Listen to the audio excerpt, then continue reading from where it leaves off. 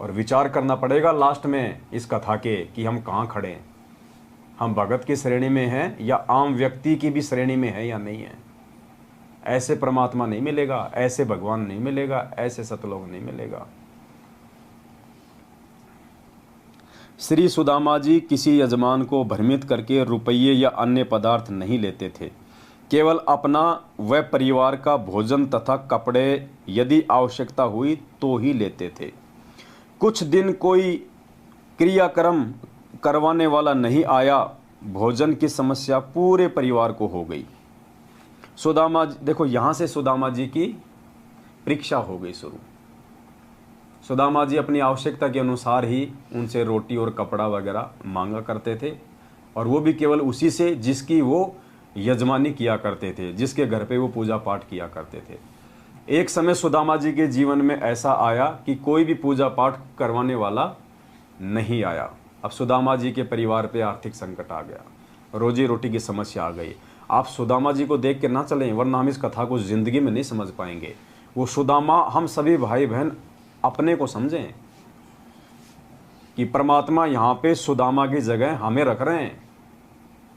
मैं पवनदास अपने आप को समझूं सुदामा, आप अपने आप को समझिए, तब ये कथा समझ में आएगी हमारे कि भक्ति के बाद में भगत पे वो दुख आएंगे, जानबूझ के देगा परमात्मा अपने भगत की एग्जाम के लिए। कुछ दिन कोई क्रियाक्रम करवाने वाला नहीं आया, भोजन की समस्या पूरे परिवार को हो गई। सुदामा जी की पत्नी ने कहा कि आपके 4 पुत्र छोटे छोटे हैं, भूख से बेहाल हैं। आप कहते हो कि द्वारिकाधीश श्री कृष्ण मेरे मित्र हैं, वे द्वारिका के राजा हैं, आप कुछ धन मांग लाओ। वे आपको मना नहीं करेंगे, क्योंकि आप कहते हो कि शिक्षा काल में वे आपके परम मित्र थे, वे आपके साथ घर आते थे और इकट्ठा खाना खाते थे। सुदामा जी ने कहा कि ब्राह्मण मांगता नहीं। पुण्यात्मा, भगवान से भी सुदामा जी ने भगवान से भी कुछ नहीं मांगा। उसकी पत्नी के बोलने के बाद भी, और सुदामा को भी इस बात का पूरा विश्वास था कि अगर मैं श्री कृष्ण जी से कुछ मांगूंगा तो मुझे मना नहीं करेगा। उसके बाद भी उन्होंने कभी अपने मित्र से, अपने भगवान से किसी भी प्रकार की कोई डिमांड। और गुरु जी क्या कहते हैं बार बार अपने सत्संगों में, और हम क्या रोज संध्या आरती करते हैं कि हम क्या बोलते हैं, अंतर्यामी एक तुम आत्म के आधार, और जो तुम छोड़ो हाथ तो मोय कौन उतारे। हम अंतर्यामी भी कहते हैं गुरु जी को। अगर अंतर्यामी है और मानते हैं यदि हम हृदय से, तो क्या अंतर्यामी को पता नहीं कि मेरा बच्चा किस समस्या से जूझ रहा है, मेरे बच्चे पे क्या संकट आने वाला है, कब उसको किस चीज़ की जरूरत पड़ेगी? क्या अंतर्यामी को पता नहीं? क्या दुनिया का कोई भी बाप अपने बच्चे को अभाव में, तकलीफ़ों में देख सकता है? क्या आप मान लीजिए आप कोई धनी पिता है और आपके बच्चे ने यदि कोई साइकिल की डिमांड कर दी अपने पड़ोस के बच्चे को देख के, तो क्या आप उसको साइकिल नहीं लाके दोगे? लाके दोगे आप।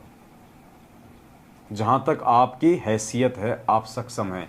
कोई भी बाप अपने बच्चे को दुखी नहीं देख सकता। अब ये तो दुनिया का सबसे धनी बाप है, ये तो समर्थ परमात्मा है, जिसने 21 ब्रह्मांड के स्वामी ज्योति निरंजन को भीख में 21 ब्रह्मांड दे रखे हैं।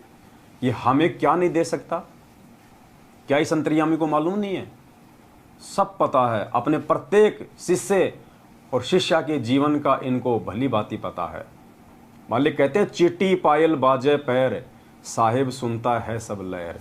ये वो अंतर्यामी परमात्मा है जो चीटी के पैर की यदि पायल भी बना दी जाए, परमात्मा कहते हैं पहली बात तो चीटी के पैर की पायल बनना नामुमकिन है, और अगर वो बन गई तो बिल्कुल नॉइजलेस होगी, उसका शोर नहीं हो सकता। कहते हैं ये परमात्मा तो अगर चीटी के पैर में पायल बना के पहना दी जाए तो उसकी आवाज़ को भी सुनता है। उसको कहते हैं अंतर्यामी। ये हमें शिक्षा दे रहे हैं परमात्मा कि तुम्हारे को कितना विश्वास करने की आवश्यकता है मेरे ऊपर, तब जाके तुम भक्ति मार्ग पे आगे टिकोगे। वरना कल को शरीर तुम यहीं मांगते रहोगे मेरे से मिनट मिनट में, छोटी सी समस्या आई नहीं, हे गुरुजी ये क्या हो गया, ये परमात्मा मैंने तो ज्योति भी करा दी, मैंने तो पाठ भी करवा दिया, मैं तो तारीखों पे भी जा रहा हूँ, मैंने तो 4 बार नाम भी शुद्ध करवा लिया, फिर भी मेरे साथ ऐसा क्यों हो रहा है? हमने कोई खरीद रखा क्या भगवान को?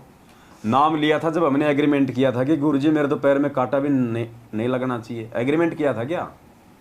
ये हमारी कमजोरियां हैं। वास्तव में अंतर्यामी से मांगा नहीं जाता। एक पंजाबी भाई ने कोई भजन बना रखा था जिसमें उसने कहा था कि सब किछ जानदा किस आगे कीजे अरदास, सब किछ जानदा, वो परमात्मा सब कुछ जानता है, तुम किसके आगे अरदास कर रहे हो? और अंतर्यामी के आगे अरदास करने का या अंतर्यामी से प्रार्थना लगाने का मतलब है हम अपने भगवान की बेइज्जती कर रहे हैं, हम अपने गुरु की बेइज्जती कर रहे हैं।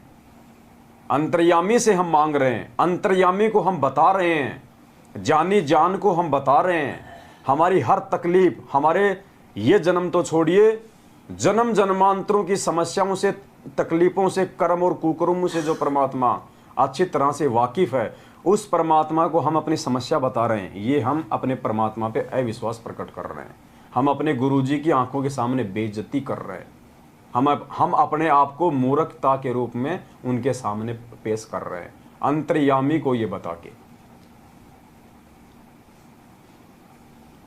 प्रधानमंत्री को कोई आदमी कहे कि प्रधानमंत्री के क्या क्या लक्षण होते हैं, क्या क्या उसके कार्य होते हैं, क्या क्या उसके अधिकार होते हैं, तो वो प्रश्न होगा कि आपसे कि मुझे शिक्षा दे रहा है भिखारी होके कि प्रधानमंत्री को क्या करना चाहिए, क्या नहीं करना चाहिए।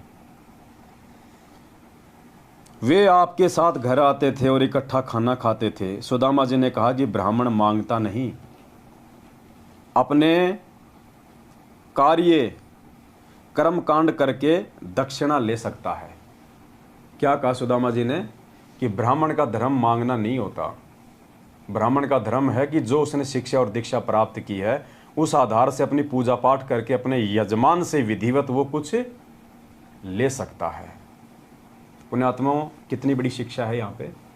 तो भगत का लक्षण भगवान से मांगना नहीं है, भगत का जो कर्म है वो भगवान से मांगना नहीं है। भगत का कर्म है कि भगवान ने हमें जो दीक्षा और जो शिक्षा दी है, जो भक्ति दी है, जो मंत्र, जो आरती दी है, उनको नियम में रह के विधिवत तरीके से पूर्ण करके फिर भगवान उसके प्रतिफल में हमें जो देगा उसको हम ग्रहण करें। और जब हम मर्यादा में रहेंगे, भक्ति करेंगे, तो परमात्मा कौन सी कमी छोड़ेगा? फिर परमात्मा कौन सी कमी छोड़ेगा?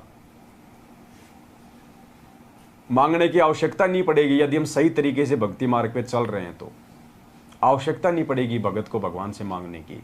आगे से आगे देगा परमात्मा, रूंगे में देगा।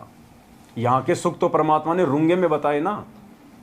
मालिक कहते हैं ना कि किसान होता है, गेहूं की फसल पैदा करता है, वो केवल अपने खाने के लिए, अपने परिवार के लिए, जीवन रक्षा के लिए, लेकिन पशुओं का चारा तो ऑटोमेटिक हो जाता है। उसने पशुओं के चारे के लिए गेहूं नहीं बोए थे, लेकिन उसका वो बाई प्रोडक्ट है, वो रूंगा है, वो तो देगा ही देगा। तो भक्ति तो हम आत्म कल्याण के लिए कर रहे हैं, जन्म मरण से छुटकारे के लिए कर रहे हैं। और यहाँ की जो सुख सुविधाएं हैं, जो भौतिक सुख सुविधा है, वो तो परमात्मा रूंगे में देगा यदि वास्तव में हमने सही बीज बो रखा है तो, और मर्यादा में रह के यदि हम उसकी देखभाल कर रहे हैं तो। और बीज बो दिया और उसकी कोई मर्यादा की नहीं, उसकी कोई रखवाली की नहीं, तो वो तो आवारा पशु खाएंगे, ना तो बीज बनेगा, ना उसका कोई चारा बनेगा। तो सतगुरु से भक्ति लेके यदि हमने मर्यादा नहीं रखी, पांचों यज्ञ विधिवत नहीं किए, ज्ञान को आधार नहीं बनाया, तो भाई ना तो रूंगा मिलेगा और ना वो जन्म मरण का वो पीछा हमारा कोई छूटेगा।